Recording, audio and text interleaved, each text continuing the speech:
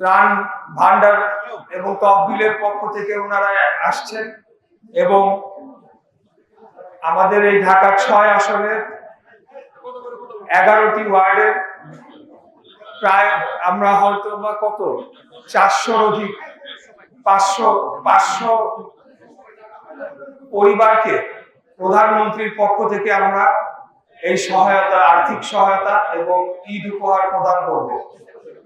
আমি আপনাদেরকে ধন্যবাদ জানাচ্ছি যে আপনারা আজকে এখানে এসেছেন। খুব কম সময়ের মধ্যে আমরা এটা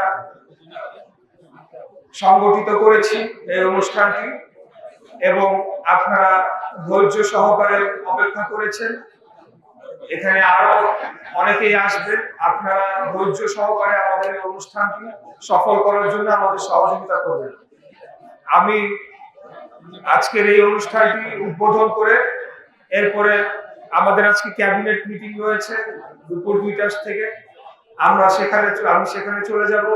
তো আমাদের এই কার্যক্রমটি দিনব্যাপী চলবে। আপনারা সকলেই সহযোগিতা করবেন।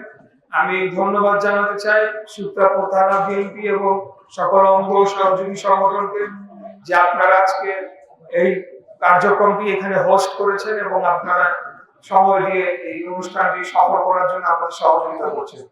সবাই আবারও ভালো থাকবেন। আপনাদেরকে অগ্রিম ঈদের শুভেচ্ছা রইল। খোদা হাফেজ। বাংলাদেশ জিন্দাবাদ।